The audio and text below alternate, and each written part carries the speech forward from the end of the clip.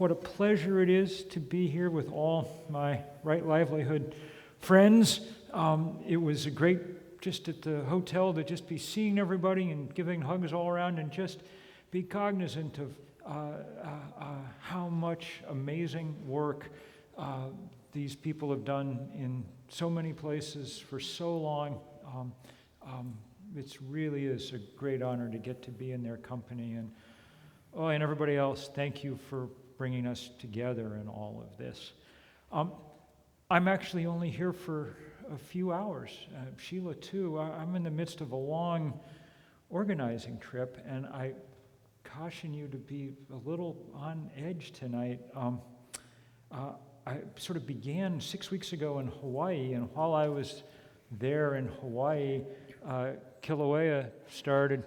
I was in San Francisco last night, and we were halfway through the talk, and suddenly this great rumble, and the building was shaking, and all the Californians were pretending that they were enjoying the whole thing, but I was convinced I was going to die in, the Scottish Rite Hall in Oakland, and I've looked out the window and attempted to gauge. It seems to me we're safely above tsunami level here, but someone might want to keep an eye out just in case.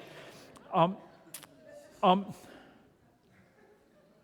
supposed to talk for 20 minutes, so I'm going to talk very, very fast. I'm going to talk about just a few of, I'm going to skip some things. The things I'm going to skip are, luckily for you, the really depressing things. All discussion of climate change begins with the science of what's going on, and what's going on is extremely dark, and we could talk about it for a very long time. Suffice it to say that when you watch Blue Planet tomorrow, you'll see a scene in there filmed 3 years ago on the Great Barrier Reef, the scene of the coral spawning. It's one of the great, beautiful scenes. If anybody's ever filmed the greatest vision of marine fertility of all time. 2 weeks ago, I dove on exactly the same spot. Same captain took me out, same GPS coordinates, same reef. The intervening two major bleaching events of 2016 and 2017 have reduced that place to a parking lot. There's nothing there anymore. That's pretty much the story of what's rapidly happening in one ecosystem after another, and in one human community after another around this planet. So that's the first point. Second point is, we know what to do about this now. The engineers have done their job. We've spent the last 10 years watching the price of a solar panel or of wind power drop 90%. When I was in Australia, they just 6 months before unveiled Mr. Musk's battery in South Australia, the biggest battery on the planet. It's working like a charm. It's actually quite amazing to see. It's a perfect example of what we could be doing around the planet and what we're not doing, at least not in anything like the time that we need to be doing it. So the question that haunts me always is, given that we know we have the greatest crisis we've ever faced, and given that we have a set of workable solutions, what is preventing us from adopting them? The answer to that, I think, has become very clear over the years. I mean, there's a number of things about human inertia and so on and so forth, but basically, we have the richest industry on the planet. Sorry, I'm just going to move that out of the way. We have the richest industry on the planet determined to keep us from making that transition, working hard to the fossil fuel industry to prevent it from happening. We know more about this than we did even a few years ago. Great journalism at places like the LA Times and the Columbia Journalism School have shown us that, say, Exxon knew everything that there was to know about climate change 30 years ago and systematically lied about it to the rest of us and invested hundreds of millions of dollars in sponsoring what's been an entirely phony debate about whether global warming was real or not, a debate that may have cost us the crucial quarter century. In any event, given those set of realities, the most important thing, the message I want to get across tonight, is simply that it's no longer particularly important to be engaging in the argument about climate change. That argument, it's over. It's highly important to be engaging in the fight about money and power, which is actually what's at issue here. And I want to just talk a tiny bit about and show you a few images, and maybe this is a gift most of all to my brothers and sisters from Santa Cruz 350 who are here and whose table is out in the thing, just to sort of show them and you the people all over the world who are engaged in this work. When we started 350.org 10 years ago, I knew nothing about how to do any of this kind of stuff. Unlike Sheila, I'm not really an advocate or activist by sort of temperament or background. I'm a writer, which means much as I like to be here with you, I'd really rather be home in my room typing, you know? This is not my thing. You can tell I'm not an orator. It's not, but we figured we needed to do something. At first, we had literally no idea. Our first attempt was a march across the state of Vermont, where I live. We organized it. We walked for 5 days. We got to Burlington. By that point, there were 1,000 people marching, which for y'all in this urbane and sophisticated place is nothing. But in Vermont, that's as many people as ever gather, except for University of Vermont ice hockey games. That's as many people as... In fact, we were met at the outskirts of Burlington, our main city, 50,000 people. We were met by our senator, Mr. Sanders, who's a great activist, and he was extremely excited, and he was jumping up and down, and he said, "This is the best thing I've seen for years. So many people out. Haven't seen anything like this since Vietnam. This is so great. What is this about again?" He said, and he's gone on to be the greatest champion we have on these issues in Washington. And my friend, the scary thing was to open the paper the next day and read that 1,000 people was probably the biggest demonstration against climate change that had yet taken place in the U.S. That was 2006. That was the point where it became clear to me why we were losing. We had everything you'd need for a movement. We had scientists, we had policy people. We'd just forgotten the movement part. There was nothing there, so we set out to build one. The we at the beginning was myself and 7 undergraduates at Middlebury College. So for those of you who are students, this should be a reminder of what you can do. We, as Chris said, took the strange name 350.org in part because we wanted to work around the globe and figured that numbers would trip more easily across linguistic boundaries than English words. There were 7 students. There are 7 continents. Each one took one. The one that took the Antarctic also had to do the internet.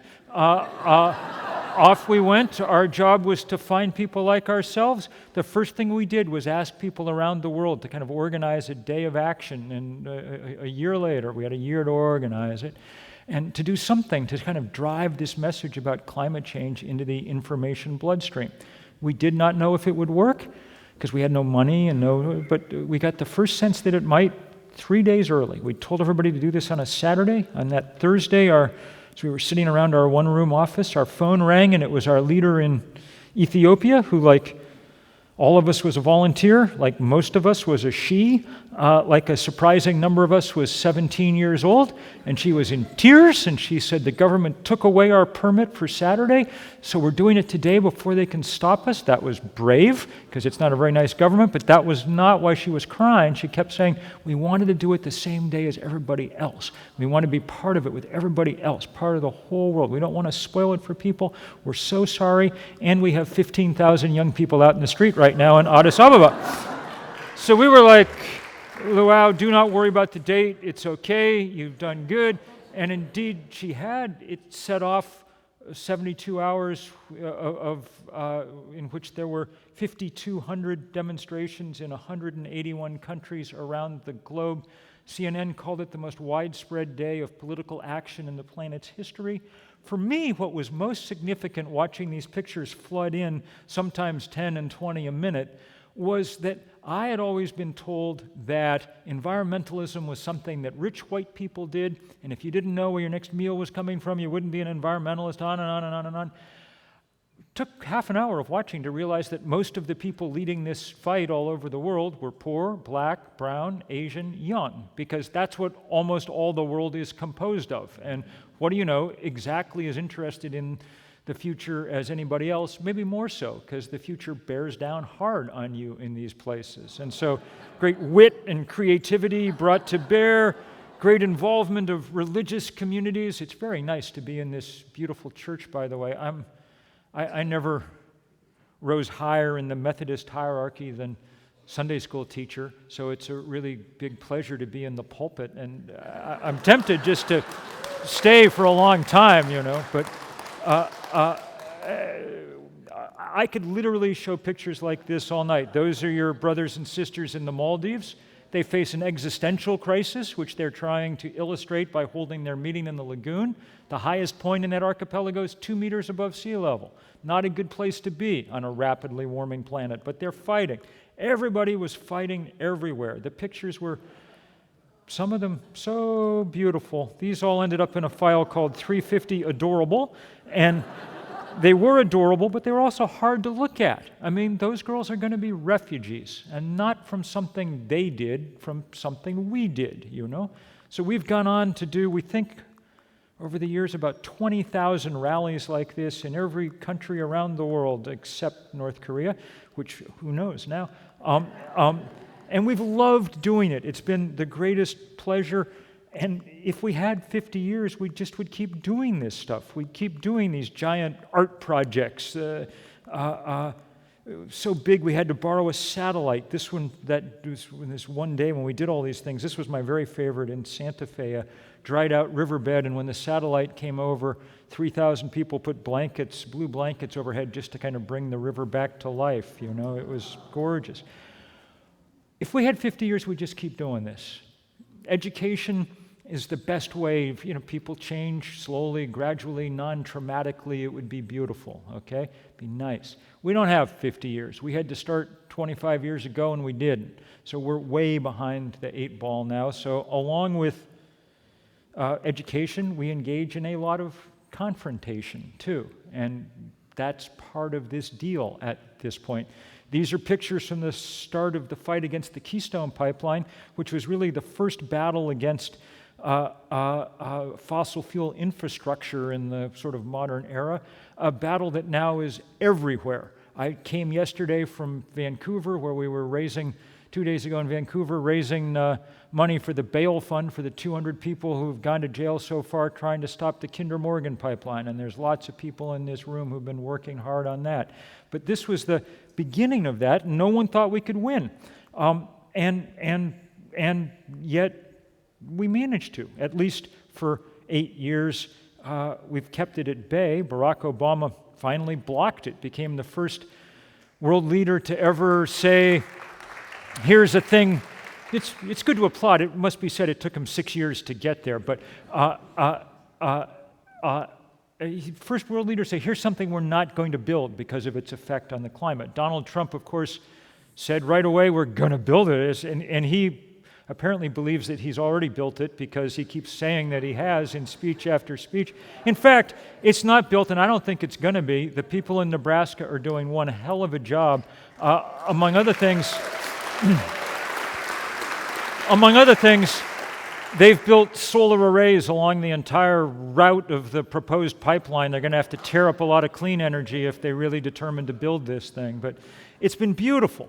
It's also late because we started late, because the effects of climate change are now everywhere. And those are the boreal forests up in Siberia where we're seeing forest fires 3, 4, 5 degrees of latitude north of where we've ever seen them before. You guys have some sense of what that feels like now after last year, These are people who are leaving their homes. That's where the level of the Dead Sea was 40 years ago, that top red balloon. And one of the things to always bear in mind is, these are people in that district in Pakistan that had the worst flooding since Noah in 2010. 20 million people out of their homes, a quarter of the country of Pakistan covered by the Indus River after the kind of record rainfall you can only have on a warming planet. One look at them is enough to remind you that they had nothing to do with the problem, causing the problem of which they are the victim. This is the greatest injustice that there has ever been. And you can see it in every corner of the globe. Sheila will talk about what it feels like up north, where because of the physics of climate change, this effect is particularly amplified early on. But man, you go everywhere now, and it's the same way. What's good is there's resistance everywhere, and that resistance is growing all the time and getting more beautiful all the time. And people figuring out how to work together, people in large numbers now. There's 400,000 people in New York, and at the same time, people gathering on every corner of the planet. These are pictures. While we were gathering in New York in 2014, our brothers and sisters in the Pacific, in those low-lying nations that may not be there much longer, the Marshalls, Micronesia, the Solomons, Tuvalu, Vanuatu, they're some of the greatest people in the whole 350 network. Their project, almost an art project, you might almost say, was that they felled a tree on each island and built a traditional canoe, one per nation. And they took them to Newcastle in Australia, which is the biggest coal port in the world, and they used them for a day to blockade the harbor, to keep the giant ore ships in port. And I show them to you here at the end of this talk just because I want you to just have the image in mind of what this fight looks like, okay? There are a few different archetypes that live in the human mind, stories that we tell over and over because they really... And one of them is the fight between the big and few against the small and the many, okay? The Death Star and the Rebel Alliance, all right? And I remember looking at that picture from Newcastle, and it didn't really sink in until I saw this picture from Seattle just a little while later, maybe 6 months later. That 40-story drilling rig belongs to Shell Oil, and they were going to use it to go drill in the Arctic, all right? Think about that for a minute. Scientists had explained that if we kept burning oil, we'd eventually melt the Arctic. Then we did melt the Arctic. Shell didn't look at that and think, that's not working out so well. Maybe we should go into the solar panel business. Shell looked at that and thought, Arctic's melted now. It'll be easier to go drill for more oil, all right? That's an assault on the idea that the big brain was a good evolutionary adaptation, it seems to me. Happily, there were lots of people with good brains and large hearts who got in the way. They were out in the harbor there and in Portland in all kinds of small craft. We called them kayaktivists. And they succeeded. Now, Shell eventually got their rig out, but it's so much brand damage had been done in the meantime because pictures like this circulated around the globe that they threw in the towel at the end of the summer. They said, we've spent $9 billion on this, but we're not spending any more. We're out of the Arctic. And it was a great win. And I tell you that not because I can tell you that we're going to win this whole fight. I can't. We don't know. This is the first time test that humans have ever come up against, and we waited a long time to get started, and the momentum in the physical world is extraordinarily strong. But I can tell you that, guaranteed, what we couldn't say 10 years ago, that there's definitely going to be one hell of a fight every inch along the way, and that fight is the best chance we have, not at stopping global warming, too late for that, but at stopping it short of the point where it wrecks everything that we've ever built and loved on this planet. And so I want to thank all you guys who are engaged in this fight and all the laureates of the Right Livelihood Award, because almost to a person, they've done amazing things, and for longer than me, to try and figure out how to deal with this. All I want to say to you all is you have lots and lots and lots of brothers and sisters around the world engaged in this work. I don't know if we're going to win, but we're not going to be lonely in the fight, and that's important. Thank you all very much.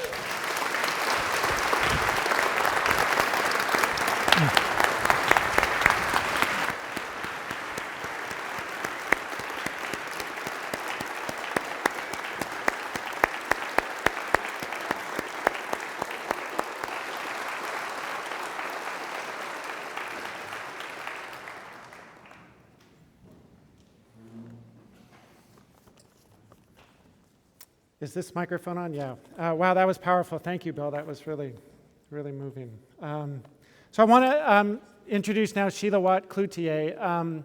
And she also won a Right Livelihood Award, one of many, many, many other awards that she's won. She was nominated along with Al Gore for a Nobel Peace Prize in 2007 by two Norwegian MPs. She's won the United Nations Environment Programme's Champion of the Earth Award, the Governor General's Northern Medal in 2005, Officer of the Order of Canada. She was president of the Inuit Circumpolar Council, elected president, which represents in the international arena Inuit of Russia, Alaska, Canada, and Greenland. And it was from that platform that she really led much of the work that really transformed our understanding about climate change as a human right, which she's going to talk a lot about. But I wanted to particularly highlight her book, The Right to Be Cold, which is for sale out front. And I've just had the honor to read it over the last week. And it's a powerful and compelling account of her own life and struggle, and the power of this human rights-based approach to climate change. But part of what I really took away from it is the deep rootedness of her experience. She was born in Nunavik, northern Quebec, Canada, and in the first 10 years of her life, really raised in a traditional lifestyle and culture, traveling over land only by dog sled. And then at the age of 10, experienced a traumatic experience in her life of being separated from her family and community to go south for education to Nova Scotia that was part of a government plan that saw fit to send promising young Inuit children to get that southern education rather than in a foreign place, a foreign culture, rather than investing in the schools in people's home communities to improve those schools there. And that led to Sheila becoming an educational activist for much of her work and pushing educational reform in a way that really pointed to the importance of education in our education systems, addressing self-government, cultural preservation, the development of community infrastructure. And it's that deep rootedness that I think has informed much of her work that has really transformed the globe and our understanding of the world. In her book, she accounts in very moving ways the way that the Arctic is the barometer of the health of the planet for many, many reasons, one of which Bill alluded to, which is the way the sort of science of climate change concentrates the impacts of a warming planet in the Arctic and concentrates many of the impacts of pollution in the planet. And so Sheila's been at the front lines of these cataclysmic environmental shifts that are affecting the world, and an incredibly important voice in warning the world about the effects of environmental change, and through that, hopefully helping to spur all of us to greater action. So please join me in honoring Sheila Watt-Cloutier and inviting her to the stage. Thank you. Thank you.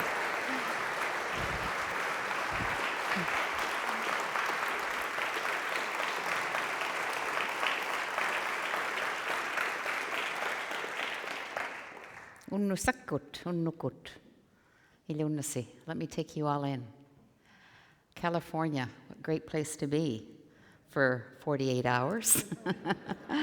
It was a long trip, and my body's time tells me it's 11:30 at night, so I will certainly try to stay awake for you and bring you the Arctic. I don't show the effects of the Arctic in the talks. What I show you is the beauty and the majesticness of the Arctic, my homeland.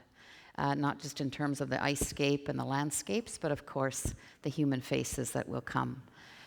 My work has been to bring that human face to these issues that are often just depicted as environmental issues, economic issues, political issues, scientific issues. And for me, my life's work in the last 15, 20 years has been to bring the human dimension and the human face to the issues that We often just give that responsibility out, as I say, to the politicians and the economists and the scientists, but really, in a sense, it's all of our responsibility to be working on these issues and understanding those connections. So that's my Arctic homeland, whether it's in Greenland or in Nunavut, parts of it in Nunavik, and that's where we are from. We come from Greenland, Alaska, Siberia, and Canada. And we're about 165,000 people in the entire world that sit and live and thrive on the cold at the top of the world. And so, yes, I was born and raised in Kujwak, a small community that started off as a Hudson's Bay Company trading post. And I was traveling only by dog team with my family for the first 10 years of my life. Didn't know any English until I was 6. And so that's my humble beginnings. But my humble beginnings brought me that the memories of that place was just about bonding with my culture, the hunting and fishing and gathering culture, and the community, the sense of community. So my first 10 years were almost like a magic place to be. This is my most favorite picture of all time. Again, this really just, makes us realize that in the cold is not a terrible place to be. We love being out there in the snow, in the ice, because that's what nourishes us on so many levels. And the hunting culture of Inuit is one that still, we may be living in a modern world, but we're still hunting, fishing, gathering, and we're still sharing. And we're teaching our children on that land and that ice.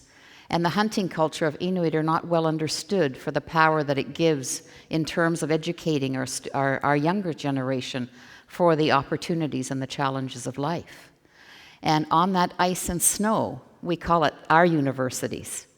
And because we're not only teaching our younger generation to be proficient providers and natural conservationists, we're also teaching them the character building that is necessary to survive the environment that we live in.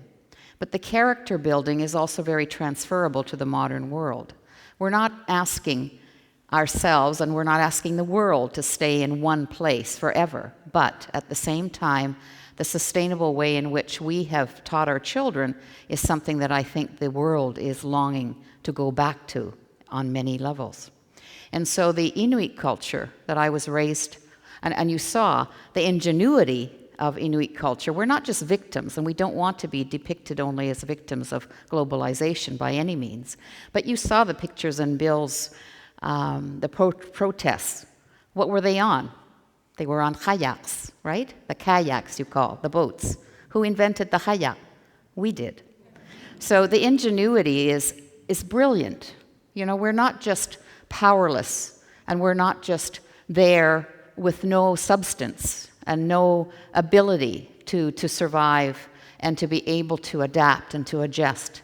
People might think that because we struggle so much on the social and health levels, that it's because we're not able to adapt to this modern world. That couldn't be further from the truth, because we come from a culture that is extremely adaptable. If we weren't able to adapt to situations and seasons and various very rapid changes that were happening in our environment on a daily basis in a hunting culture, we wouldn't be where we are today. So we have a culture that's extremely ingenious and strong and powerful.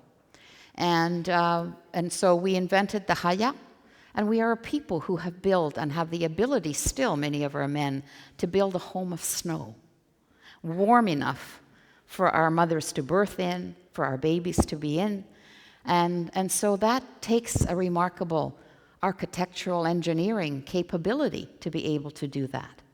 And so I try to share the stories of how that incredible culture is being negatively impacted by globalization, by industry, by all the things that are coming from a far distance. to show the world that there is a real, remarkable culture behind the stories that you hear about, and that the world has come to know the wildlife of the Arctic better than its people.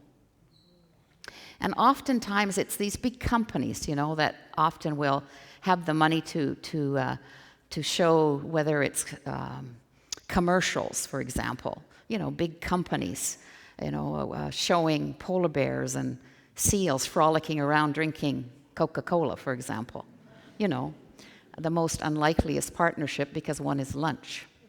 But it works, and it sells.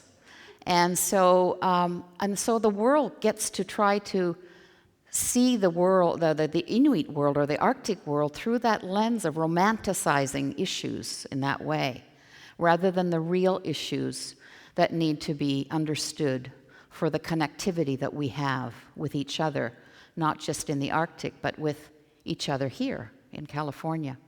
And so that has been the crux of the work that I have done for the last 15 or 20 years, because not only about climate change, but even before that, I worked on issues at the UN level with other Indigenous peoples of the North on the issues of persistent organic pollutants, where in the 80s, we realized we were being poisoned from afar, where these persistent organic pollutants that were sourced in places far away from the Arctic, things like byproducts of industry, pesticides, were making their way through the weather patterns and ending up in high concentrations in the Arctic sink, in the water.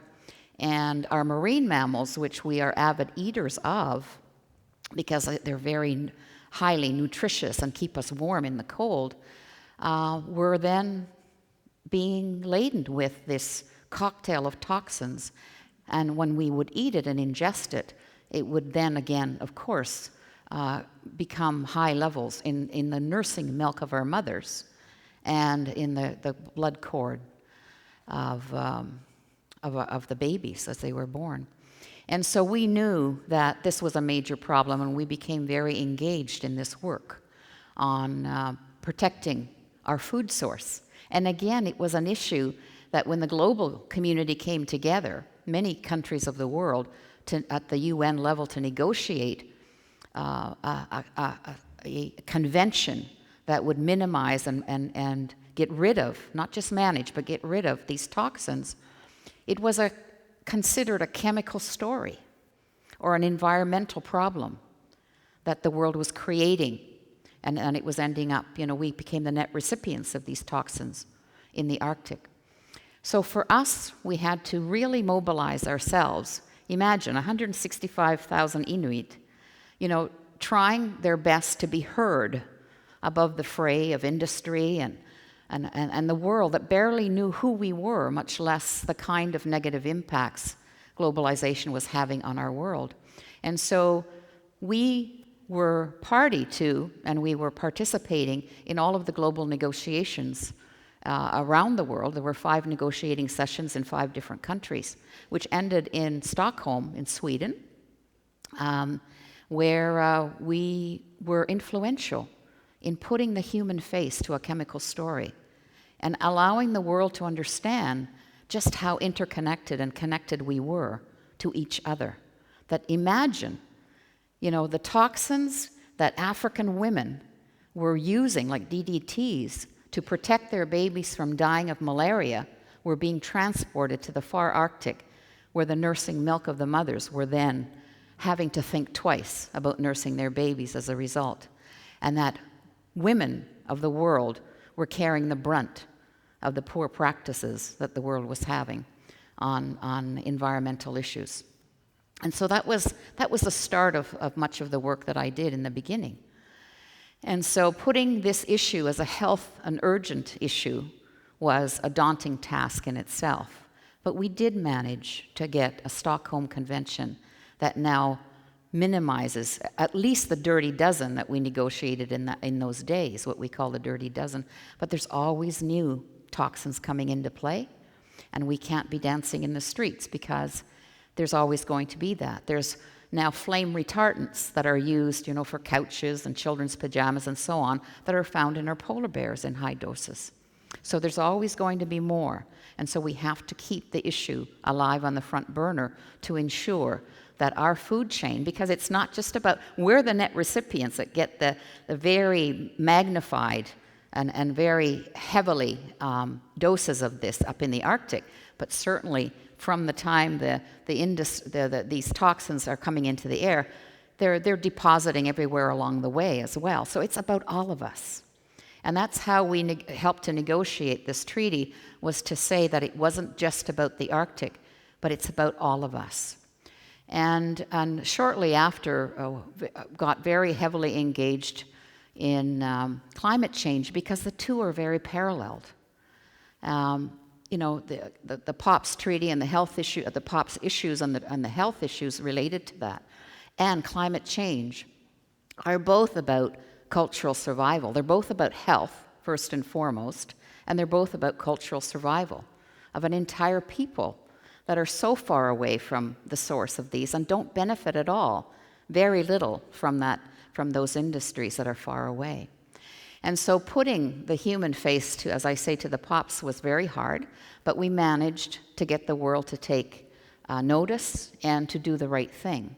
So that gave me a sense of hope that the world can come together and do the right thing on other issues. But we also know that it was rather different in terms of climate change, because in those days, we had, at the time, the Americans did not want to go and sign on to the UNFCCC, the United Nations Framework Convention on Climate Change. And having been through that process of trying to put the Inuit face on the map and the Arctic on the map, we knew how daunting this was going to be, especially in light of the work that we were doing under the Arctic Council, which is the 8 countries that deal with sustainable development of the 8 countries of the far north. Was going to be tough, because in those days we were dealing with the Bush administration that was really not going to move on these issues of environmental and economic policies. Well, little did we know what was coming down the pipes, did we? In terms of how more challenging it was going to be here in America. But nonetheless, we forged ahead and we worked on the Arctic Climate Impact Assessment, which was one of the first very detailed, comprehensive science on climate change, and it happened to be on the Arctic itself. And so we had the science that was missing for all those years, solid data and science that hadn't, this was before the IPCC had come out with some of their reports, of course. And so we were able to started to have, just as we had with the POPs Treaty, we had built over a good 10 years all of that data and information in our hands. And so we were able to bring that as our ammunition to all of these UN forums and be able to translate that into international policy, like the Stockholm Convention. But in climate change of the Arctic, we didn't have that. We didn't have that built up. But the Arctic Climate Impact Assessment gave us that, gave us the ammunition, gave us the science to be able to do something with that solidly. Now, at the same time that we had been, and I had worked with many peoples, whether it's government or NGOs, when we were working with the POPs Treaty. And so what happens in life sometimes, and I truly believe in this, is that when you start thinking a certain way about how to, thinking deeply about things on how to move things forward, there is that synergy that starts to happen. And there is that, even if you haven't met each other, there seems to be this energy that starts, and we see that with Bill's slides. All around the world, all of a sudden there's this momentum built. And people are starting to get it, and they're starting to come, together. And certainly for us, I felt that when I had been working on the POPs Treaty, I had met certain people in Washington, D.C. who are working on environmental issues.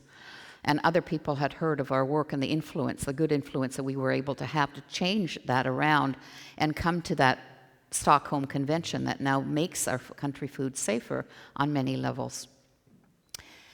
there were people that were thinking very deeply about climate change and how it connects to human rights.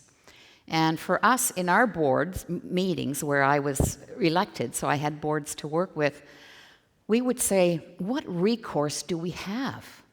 Here we are 165,000 strong in the Arctic, but yet, you know, we're not many in numbers up there. We don't have a lot of political clout.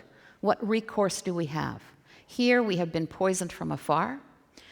The ozone layer was so depleted that our hunters we were having epidemics of cataracts as a result of the UV radiation and skin conditions as a result of that as well.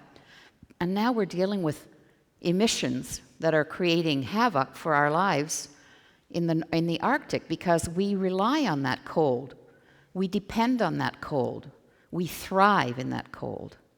Our animals and the hunters thrive on that cold.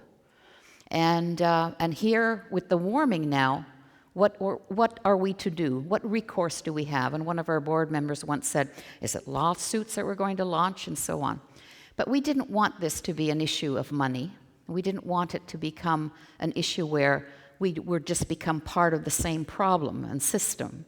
And so we thought long and hard about how are we going to put the human issue to this now. And so I get to the place where, as I say, there's things that start to happen that make you believe in the cosmic order to life when people start to build a momentum of connectivity.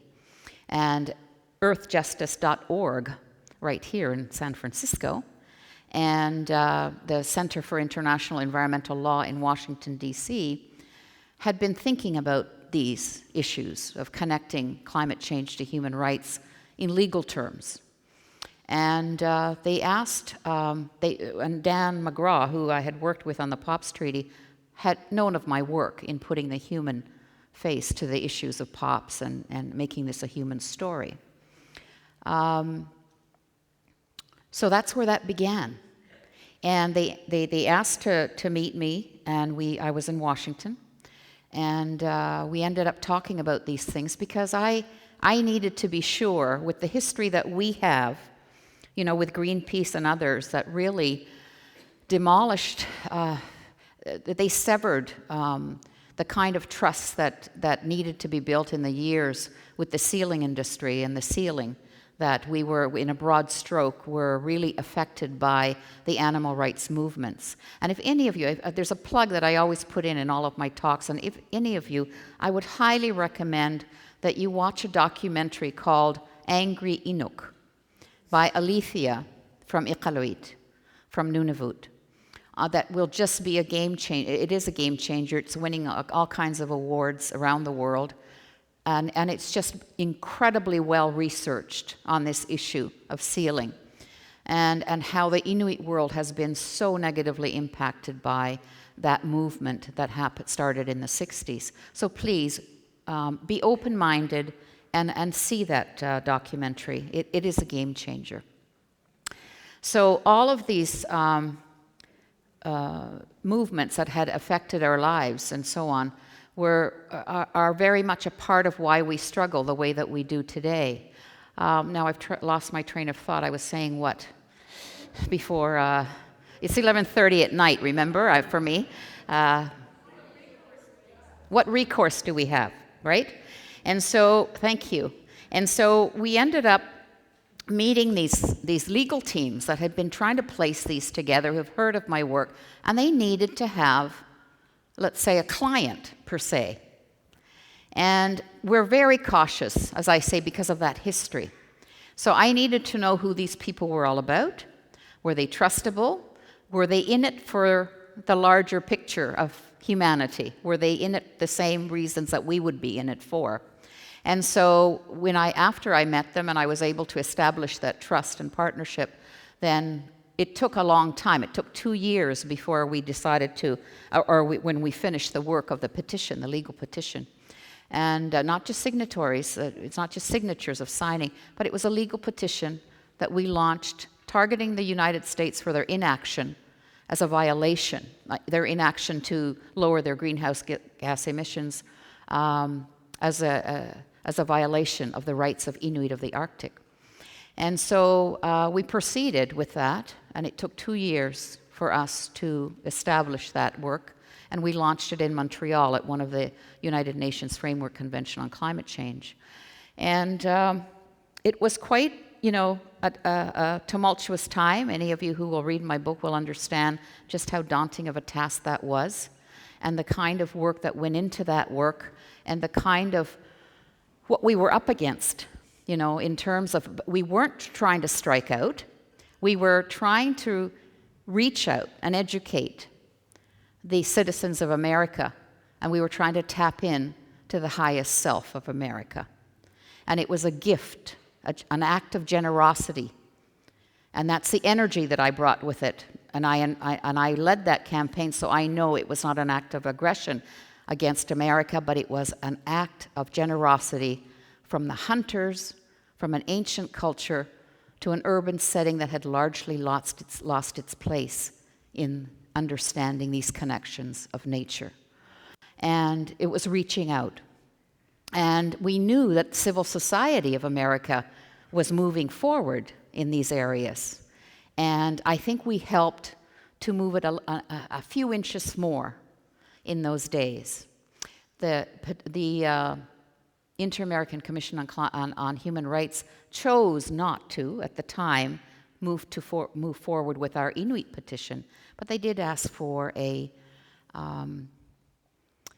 hearing. So I did go with the legal team to testify on the horrific changes that have happened in the Arctic since I was a child, and put the human face to it. Our ice is thinning very fast. Don't forget, Inuit culture thrives on that cold, the ice and the snow, and that is starting to go in much faster than we ever anticipated.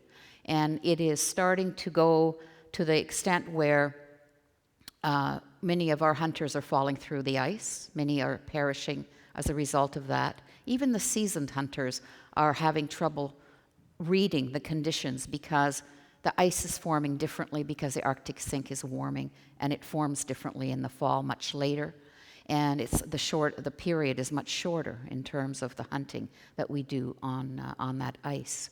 The coastal erosion is just so clear in terms of what's happening, especially in Alaska. As Americans, you just have to Google some of those communities where they're falling into the sea already. We have insects and birds, and even again the other day, what is that bird? We've never seen it. We have different species that are making their way up north. And so for us, again, as I say, it's about transportation and mobility, that ice and snow. And when it becomes precarious, it becomes an issue of safety and security. But again, it's about teaching our children the character building that is required to not only survive that land. It's about, but those character building skills are absolutely necessary to survive the modern world and the tumultuous world that has happened in our life. Thank you. And so it's about our children.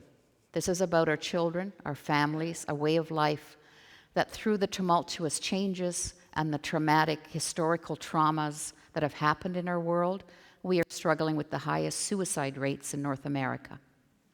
We are struggling with violence and abuses within our communities, and the addictions are extremely high. And so to put that human face is a daunting task. It's a real issue, though. It is all of us are impacted by what is happening in the Arctic. So when you hear, oh, those poor polar bears, yes, indeed, but it's not just about ice and polar bears. It is about the people who are trying to make it in this new world order of globalization. It is about the people that you have seen, including one of them, my grandson, when he was on the boat with his father hunting. And I have 2 grandsons up there.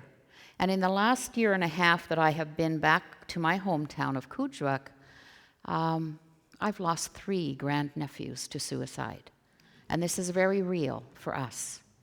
And, and for us, the connection is, if we can get back and go back to, and we talked about this in some of with the laureates today, back to the roots, back to the culture that is connected to one another and understands these issues of how we must protect what we love and spread that word of loving the planet that has been so loving to us, then we need to come together and understand these pieces, that what's happening in the Arctic doesn't stay in the Arctic. It is about the connectivity that the Arctic is the air conditioner for the planet. It's breaking down, and it's creating the havoc in other parts of the world. And so it's that common atmosphere that's so troubled that's bringing us together. Then let it bring us together in the right ways so that our common humanity can move forward together. And so I'm truly grateful for the Right Livelihood Award Foundation, that in a time where I thought that I couldn't really carry on anymore, in so many respects, came to me as a gift from the universe. But of course, it was from the Right Livelihood Award. And to meeting the laureates again today, and Bill McKibben, who I have known of his work, and we've met before. I think we did a 350 in Salt Lake City somewhere many years ago. It's just a remarkable coming together of the kindredness and the connectedness that I try so hard to bring through the Arctic. And the next time you see cold ice and snow, think of the warmth of the people and the communities that need your understanding of our common humanity in that way. So thank you very much for having me. Thank you. Thank you. Thank you.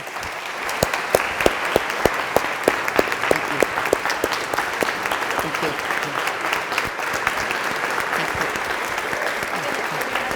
Yeah, I'll get my water. Yeah, thank you. Bill, do you want to come up? Who do you?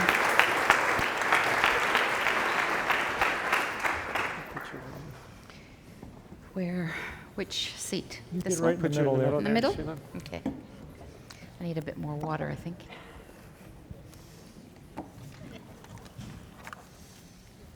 So thank you both for those powerful words of wisdom. I'm going to jump right into your questions, given the time, and really try and get your voices here, and because many of your concerns actually touched on a couple of things.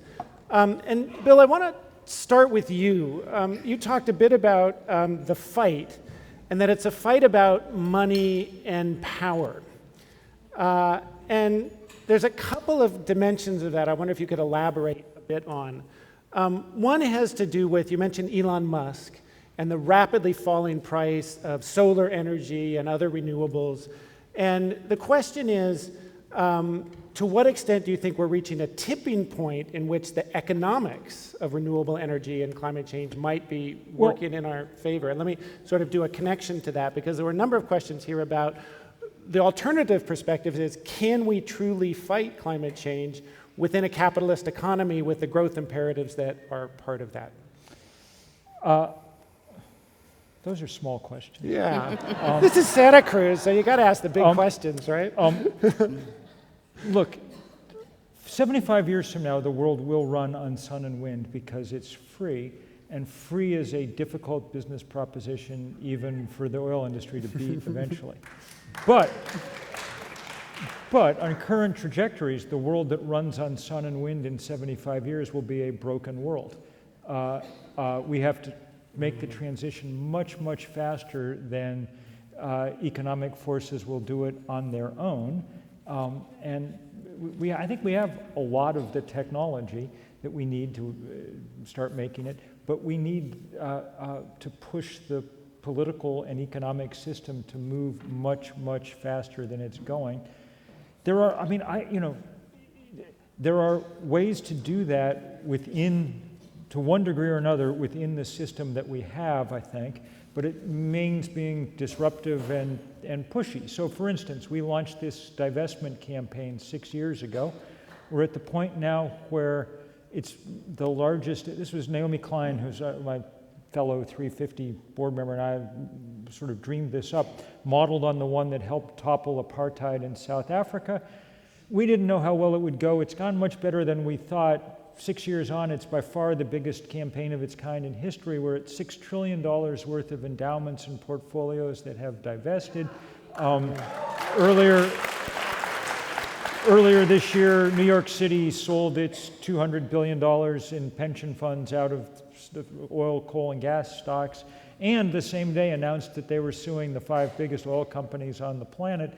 So we're starting to make headway, but we need to make it much, much faster. Those of you who are in California could do a favor. Jerry Brown's obviously done a lot of good stuff around the demand side on energy. California in certain ways is ahead of much of the rest of the world.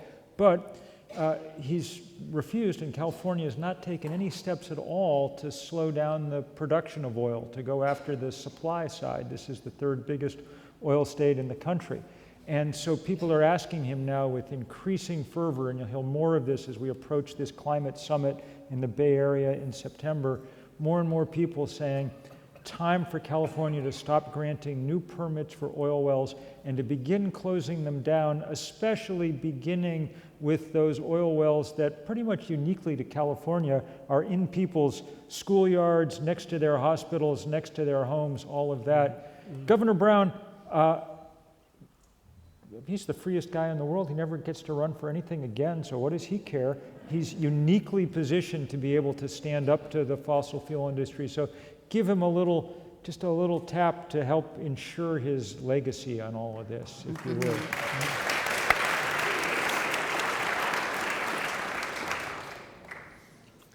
So Sheila, I want to ask you another difficult question that was touched on by your presentation, although this question in the audience was sparked by some of Bill's presentation, which has to do with highlighting the race issue in environmental movements, particularly in the US. That, in Bill's presentation, he showed amazing, inspiring pictures in your own work about people around the globe fighting against climate change and for environmental sustainability, but in an integrated way, recognizing the connections with economy, with culture, with livelihoods.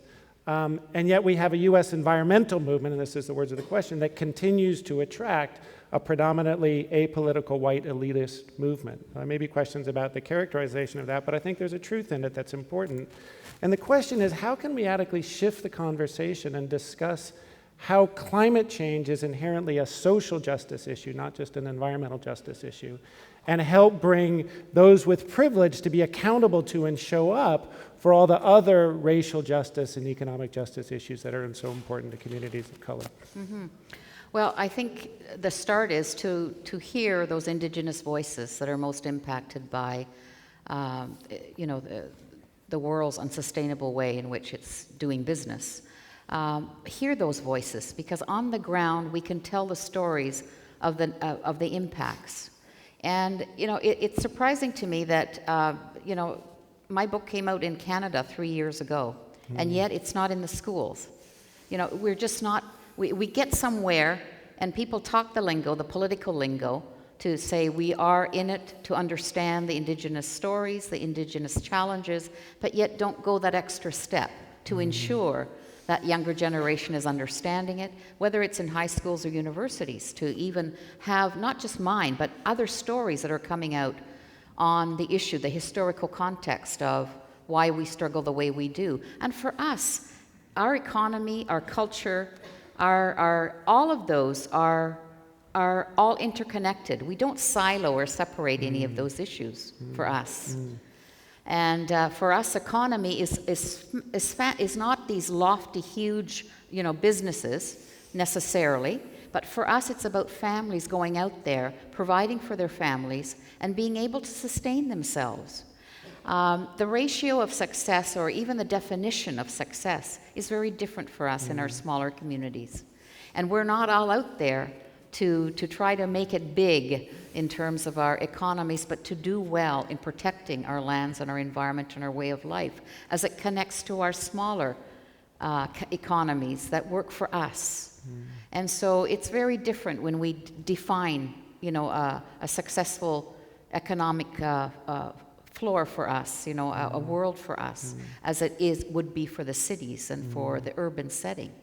But everything connects, the healthiness of our food, our land, and the way that we can provide for our children, and how our children can learn those skills that I talk about in terms of being able to build that resiliency so that they can embrace their lives and become part of a healthy community and a healthy country where they can embrace their lives rather than take it. There's no disconnect between all of these things that are happening around the northern communities. And yet, we are the ones now, because of the melting ice, these companies are coming in because of the accessibility of those resources that lie under that melting ice. So rather than seeing the Arctic as an environmental disaster, they're seeing it as an opportunity once again for their own economies, and yet we are the ones that are carrying that brunt. And so why would anybody with any sound mind or judgment or leadership on these issues go in that direction when that's the very thing that's creating the melting in the first place? It just makes no sense to any of us now who are on that campaign to do things differently. Phil, you look like you had something. Just in case anybody's under any illusions, it's not just the Arctic either. The story of the last 10 or 15 years is that around the world, Indigenous people are at the absolute forefront of these fights. North America, you people saw Standing Rock, but I've just been down with the Aboriginal community in Australia fighting the biggest coal mine on the planet, in Queensland with the Maori in New Zealand who are fighting and winning battle after battle, with the people of, I was showing you pictures from people of Pacific Island cultures who are among the best fighters in the planet. This is extraordinarily powerful, and one of the reasons it's powerful is because it means that the most ancient wisdom traditions on this planet are now in a kind of powerful alignment with the most modern wisdom traditions. The kind of vision from the sweat lodge and the vision from the satellite or the supercomputer are very much in line. In a larger sense, I think that the questioner is just wrong if they think that it's mostly white people who are trying to save the environment or running the, doing the environmental movement or something. I mean, I hate to say it, white Americans tend to be more the problem than the solution at this point. If you look around our who's voting for who and so on and so forth. The environmental justice movement in this country is extraordinarily strong, and people in California should know this better than anybody else. The movements that have come out of, say, the Bay Area or Los Angeles or whatever are incredibly inspired and great, and get behind them and help. That's what everybody's doing. Everybody's figuring out how to work powerfully together, and it's really our only hope at this point. I want to talk a little bit about the political moment we're in, because you allude to that, and there's a couple of questions here. One of which is framing a question about protest politics is in some ways a defensive struggle that you engage in when you don't have power. And the question is, what does 350org plan to do to gain political power and take the movement to the offense? But it's also a question linked to that about, we're a room full of activists, realists, concerned folks who understand the critical issues about climate change and environmental issues and all that's part of that, but we're not the majority in this country. And how do we deal with the current political moment we're in and get through that? Oh, well, you want to go first? No, you go ahead. As I have some views about the politics of. People I think sometimes misunderstand political power and what it means. It doesn't mean having, it would be much better to have the Democrats in control of Congress or whatever, but doesn't guarantee anything about getting anything done. I mean, 350 ran the biggest demonstrations outside the White House during President Obama's term, and we had to do it to get him even to block the stupid Keystone Pipeline. Under President Obama, the U.S. became the biggest producer of oil and gas in the world, okay? So political power in this case means far more than elect people. It means, A, breaking the political power of the fossil fuel industry. If we can do that, then a lot changes, and that's why we do divestment. It's why we try to block pipelines, so on and so forth. B, in the largest sense, it means changing the zeitgeist. What activists fight for above all else, more than legislation, is a change in people's sense of what is normal and obvious and natural. And once you get there, then the fight is halfway won.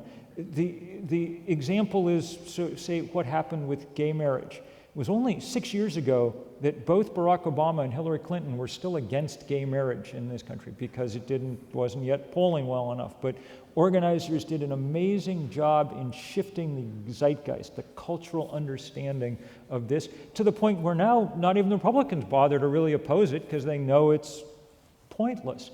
This is harder because no one made trillions of dollars being a bigot, and people do make trillions of dollars selling fossil fuel, but principle is more or less the same, and that's why we organize, as we organize. The legislation and things will follow the shift in real power, which has an awful lot to do with perception and with breaking the power of the other guys. Yeah, and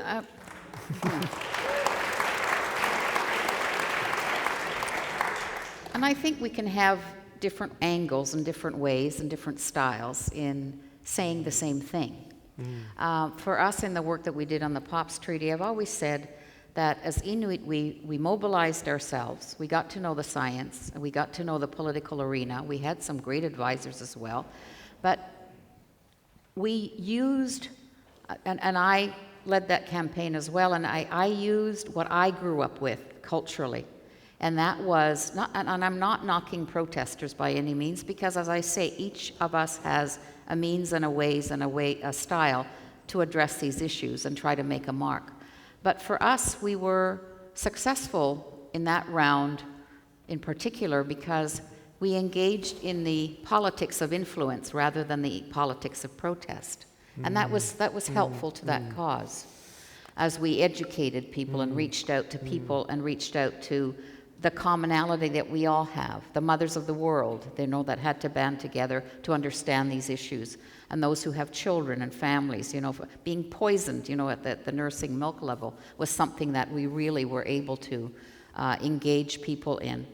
And also the climate change issues, the human rights issues, it's about all of us, and engaging, again, in trying to get people to understand the human dimension to that.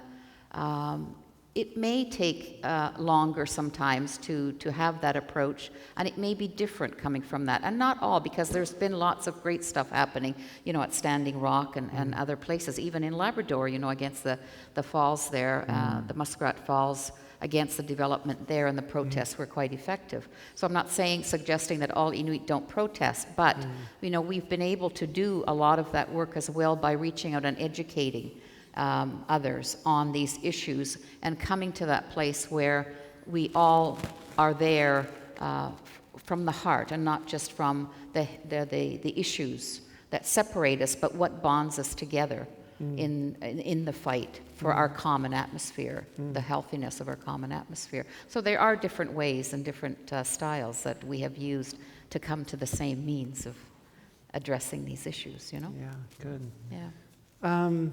I want to begin to wrap it up and be sensitive to the fact that it's 11:30 your time and later, and you all have a busy day tomorrow. But I want to give you sort of one last chance for a final word, each of you. And really sparked by one question here, which is what is the best way to get people to reduce their carbon footprint?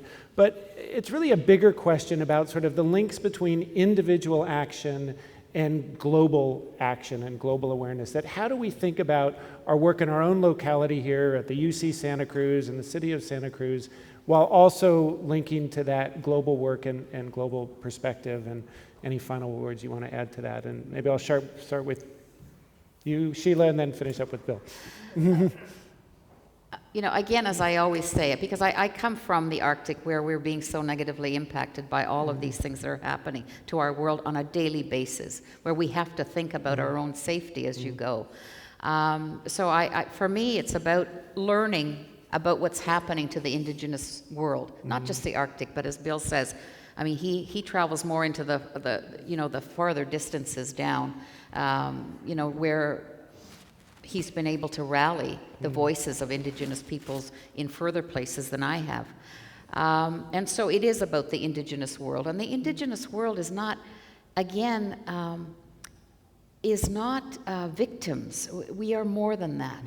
We have much to offer in terms of understanding the connections between our environment, our food source, and the healthiness of our atmosphere.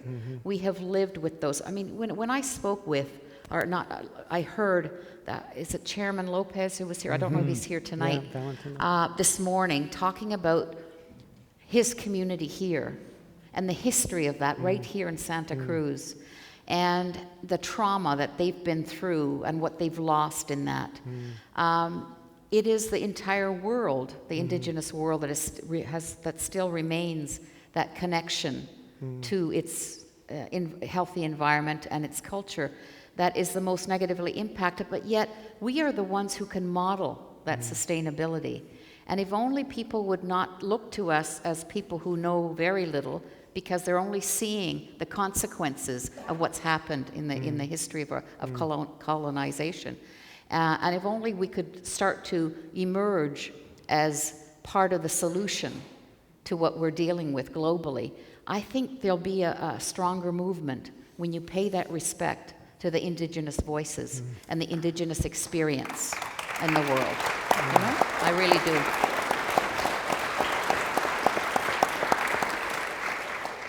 As far as individual actions go, the first and most important is to buy Sheila's book on the way out and read it. It really is good, and the forward is excellent. And I have to say thank you.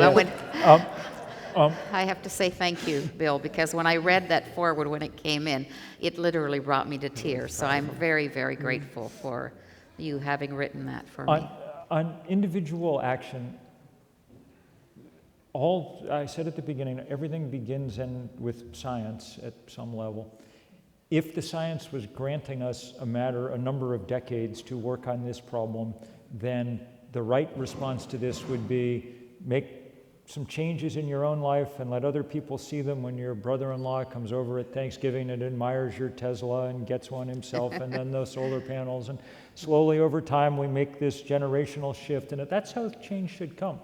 Things change much better when they go slowly. It's the least traumatic, least expensive, but we don't have any of that, because in this case it's not, our adversary is not, our adversary is physics, and physics doesn't care about what place in the economic cycle we are, or what the political worries of the moment are, or whatever it is.